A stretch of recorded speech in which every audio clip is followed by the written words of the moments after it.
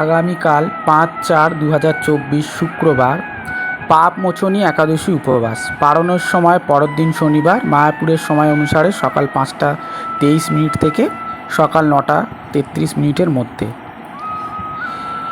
পাপমোচন একাদশী ব্রতর মাহাত্ম্য আজকে আমরা আলোচনা করছি। যুধিষ্ঠির শ্রীকৃষ্ণকে বললেন, হে জনার্দন, চৈত্র মাসের কৃষ্ণপক্ষের একাদশীর নাম ও মাহাত্ম্য কৃপা করে আমাকে বলুন। শ্রীকৃষ্ণ বললেন, হে ধর্মরাজ যুধিষ্ঠির, আপনি ধর্ম বিষয়ক প্রশ্ন করেছেন। এই একাদশীর সকল পাপ থেকে নিস্তার বা মোচন করে বলে এই পবিত্র একাদশীর তিথি পাপমোচনী একাদশী নামে প্রসিদ্ধ। রাজা মানধাতা একবার লোমশ মুনিকে এই একাদশীর কথা জিজ্ঞাসা করেছিলেন। তার বর্ণিত সেই বিচিত্র উপাখ্যানটি আপনার কাছে বলছি, আপনি মনোযোগ দিয়ে শ্রবণ করুন। প্রাচীনকালে অতি মনোরম চৈত্ররথ পুষ্প উদ্যানে মুনিগণ বহু বছর ধরে তপস্যা করতেন। এক সময় মেধাবী নামে এক ঋষিকুমার সেখানে তপস্যা করেছিলেন। মঞ্জু ঘোষ নামে এক সুন্দরী অপ্সরা তাকে বশীভূত করতে চাইল, কিন্তু ঋষির অভিশাপের ভয়ে সে আশ্রমের 2 মাইল দূরে অবস্থান করতে লাগলো। বীণা বাজিয়ে মধুর সুরে সে গান করত। একদিন মঞ্জু ঘোষ মেধাবীকে দেখে কাম বাণে পীড়িতা হয়ে পড়েন। এদিকে ঋষি মেধাবী অপ্সরার অনুপম সৌন্দর্য থেকে মুগ্ধ হন। তখন সেই অপ্সরা মুনিকে নানা হাব ভাব ও কটাক্ষ দ্বারা বশীভূত করে।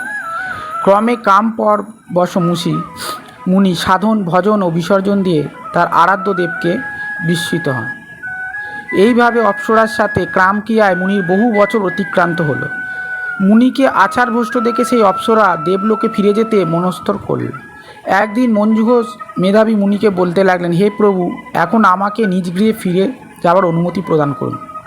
কিন্তু মেধাবী বললেন, হে সুন্দরী, তুমি তো এখনও সন্ধ্যাকালে আমার কাছে এসেছো, প্রাতকাল পর্যন্ত আমার কাছে থেকে যাও। মুনির কথা শুনে অভিশাপের ভয়ে সেই অপ্সরা আরও কয়েক বছর তার সাথে বাস করল।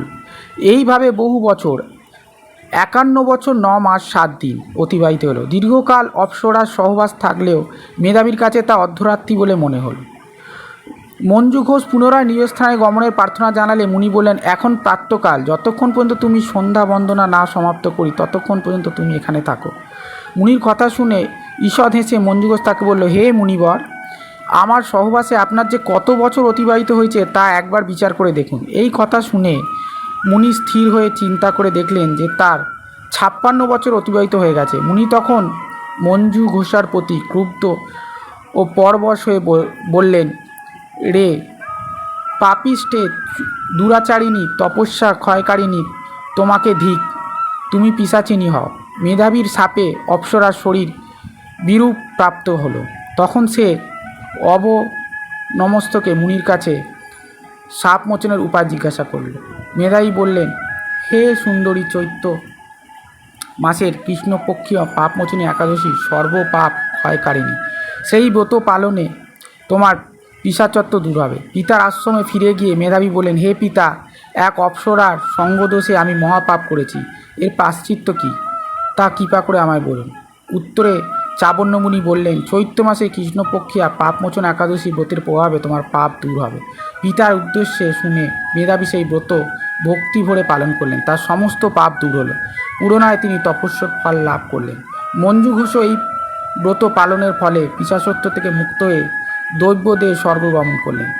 যে মহারাজ যারা এই পাপমোচন একাদশী পালন করেন তাদের পূর্বকৃত সমস্ত পাপই ক্ষয় হয়। এই ব্রতকথা পাঠ ও শ্রবণে সহস্র গোদানের ফল লাভ হয়। তাই সকল ভক্তবৃন্দকে জানাই, সবাই যেন এই একাদশী পালন করেন। এই দিন একাদশীর মতন আহার গ্রহণ করেন এবং কৃষ্ণ নামে মগ্ন থাকেন এবং মালা জপ করেন এবং হরি নাম কীর্তনের মাধ্যমে দিনটি অতিবাহিত করেন। হরে কৃষ্ণ কৃষ্ণ কৃষ্ণ হরে হরে, হরে রাম রাম রাম হরে হরে। জয় শ্রীকৃষ্ণ চৈতন্য প্রভু নিত্যানন্দ শ্রী অদ্বৈত গদাধর শিবসারি গৌর ভক্তবৃন্দ, হরি বল হরি বল হরি বল। সবাই ভালো থাকবেন।